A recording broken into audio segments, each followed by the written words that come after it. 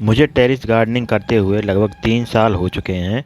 इन 3 सालों में मैंने भरपूर मेहनत करी अपने टेरेस पे और लेकिन मुझे वो रिज़ल्ट अभी तक नहीं मिला है जो हर गार्डनर की इच्छा होती है कि उसको उसकी मेहनत का फल मिले।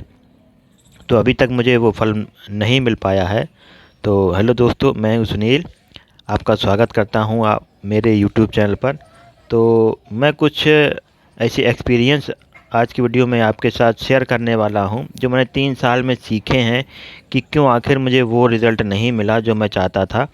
तो कुछ 3 मुख्य पॉइंट मैंने नोटिस किए हैं जिनको मैं आज आपके साथ शेयर करने वाला हूँ।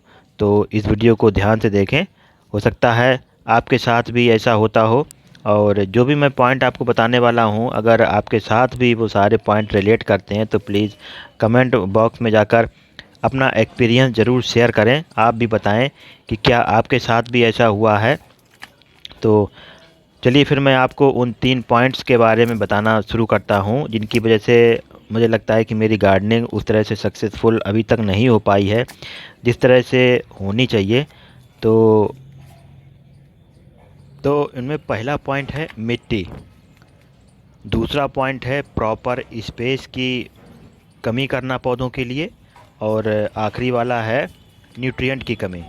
तो पहला जो पॉइंट है कि मिट्टी, तो उसमें ये है कि हम लोग क्या करते हैं, जितने भी टेरेस गार्डनर होते हैं उनकी सबसे बड़ी मुसीबत होती है मिट्टी का अरेंजमेंट करना। बाकी सब अरेंजमेंट हो जाता है लेकिन मिट्टी की व्यवस्था नहीं हो पाती है। और जो शहरों में रहते हैं तो उनके लिए तो बिल्कुल नामुमकिन चीज़ ये हो जाती है। तो हम लोग क्या करते हैं कि जैसे हमने कोई एक फ्रूट प्लांट लिया तो उसको क्या करेंगे, उसको एक मिट्टी की कमी की वजह से उसको छोटे से ही पॉट में लगा दिया। अब छोटे से पॉट में लगाने के बाद हम सोचते हैं कि वो फल देगा या उसकी ग्रोथ अच्छी होगी, तो ऐसा बिल्कुल भी नहीं होगा। उसकी ग्रोथ जो है उस छोटे से छोटे से पॉट में नहीं हो पाएगी। वो थोड़ा सा वो ग्रोथ करेगा, उसके बाद अगर आप चाहते हैं कि उसमें फ्रूटिंग हो तो वो बिल्कुल नहीं होगी। दूसरा पॉइंट ये होता है कि स्पेस की कमी। स्पेस की कमी क्या होती है, तो ये भी पहले पॉइंट से रिलेट करता है कि जब हमारे पास मिट्टी की कमी होती है तो हम ज़्यादातर अपने फ्रूट प्लांट के लिए या और जो भी प्लांट होते हैं उनके लिए छोटे पॉट पॉट का सिलेक्शन कर लेते हैं कि जिससे कि उसमें कम मिट्टी आएगी और हमारा प्लांट उसी में लग जाएगा। तो ये एक गलती, दूसरी गलती हम लोगों की ये होती है। और तीसरी गलती ये होती है कि हम लोग जितनी भी गार्डनिंग करते हैं तो वो ज़्यादातर इस बात पर डिपेंड करते हैं कि हमको ऑर्गेनिक गार्डनिंग करनी है। और ऑर्गेनिक गार्डनिंग करने के लिए हमें बहुत सारी ढेर सारी गोबर की खाद या वर्मी कंपोस्ट की ज़रूरत होती है, जो कि इनकी मात्रा काफ़ी ज़्यादा हमको चाहिए होती है क्योंकि इनमें न्यूट्रिएंट कम होता है। तो इसलिए हमको इनकी मात्रा बढ़ानी बढ़ानी पड़ती है, क्योंकि हम केमिकल वाले फर्टिलाइज़र नहीं डाल सकते हैं या डालना नहीं चाहते हैं। तो अब क्या होता है कि जैसे मिट्टी हो गई, आपका स्पेस हो गया, और उसके बाद हम उसमें न्यूट्रिएंट्स जो होते हैं उसकी भी कमी कर देते हैं, क्योंकि हम सोचते हैं, या मेरा मानना, मैं अपनी ले रहा हूँ कि मेरा ये रहता है कि मैं जैसे एक बोरी ले आता हूँ तो मैं सोचता हूँ कि यही सारी जो है मेरे पूरे प्लांट में हो जाए। कितने प्लांट लगे हुए हैं तो मैं क्या करता हूँ, थोड़ी थोड़ी ही सब में डाल देता हूँ, लेकिन वो हर प्लांट के लिए इनफ नहीं होती है। और मैं सोचता हूँ कि मेरे प्लांट जो हैं वो अच्छी ग्रोथ करेंगे, लेकिन ऐसा नहीं हो पाता है न्यूट्रिएंट की कमी की वजह से।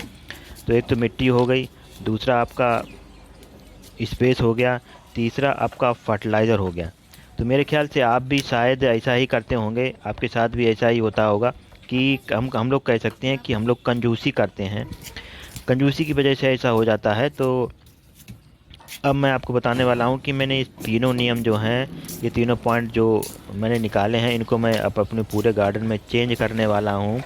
इस बार मैं जितने भी प्लांट मैं नर्सरी से लेके आया था उनको मैंने बिल्कुल भी जल्दबाजी नहीं करी लगाने के लिए। पहले मैं करता था, जो भी पॉट मुझे छोटा मोटा मिल जाता था मैं उसमें उसी में मिट्टी भर के उसको लगा देता था, लेकिन इस बार बिल्कुल भी मैं ऐसा नहीं करने वाला हूँ।